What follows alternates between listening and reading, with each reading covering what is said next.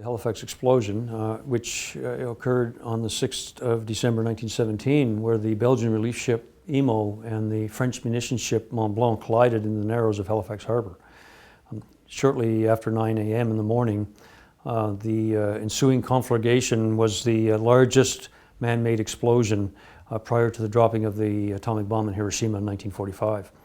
Just to give you an idea, it was equivalent to over 5,000 tons of TNT that was touched off. The center of the explosion, the temperature was somewhere near 5,000 degrees Celsius. The blast wave created a tidal wave in the harbor that was some 16 feet high by the time it reached the shores, and that added to the devastation of the damage that was done by the explosion itself. The city of Halifax had a population of approximately 50,000 in 1917, and of that number, 2,000 were killed by the explosion, 9,000 were wounded, and some 22,000 people were left either homeless or with homes that were uninhabitable for some time after the explosion occurred. So greater than 50% of the population of the city was directly and devastatingly affected by the explosion. And of course, after the explosion, there was a number of fires. The police and the fire brigades and so on could not handle the emergency that they were faced with. They did their best.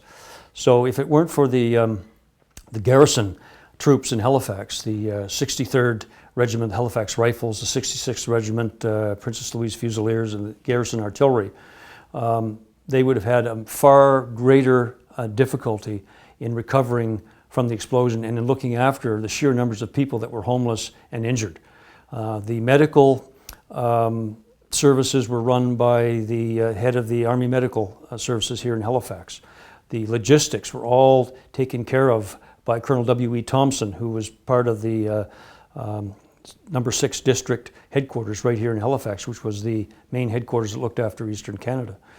The day after the explosion occurred, there was a major snowstorm, the biggest one that had occurred in recent times at that time in Halifax, and blanketed the city with snow. There were still people who were trapped in buildings. There were still dead bodies to be recovered. And so those soldiers, in addition to providing food and shelter and helping the police with their security and the fire services with putting out fires, were involved for weeks afterwards in recovering the dead from the devastation of the north end of the city. In fact, many of the soldiers who were involved in doing that kind of thing here in the garrison in Halifax were tremendously affected by those experiences, as much as the soldiers were who faced the enemy in Flanders. And it shows the same devastation that you found in Flanders fields after the war, because basically Halifax got so completely destroyed with so many lives lost. For me, it made it all the more tangible, the Halifax history. I knew Halifax had that pivotal role. It was the gateway to Europe. It was the first time that Canada really entered into an international conflict. It was almost the first time that Canada as a nation stood up and fought for its principles, and it shows really well in your national anthem, where you stand guard. And this is one of the things that Halifax, with its rich history that is so well maintained, keeps on showing how, as a nation, this was really the center of where your Canadian history started when it came to World War I and II. And if it weren't for the relief that came from cities like Boston and New York and up in New Brunswick and other provinces in Canada, it would have taken a longer time for Halifax to actually recover.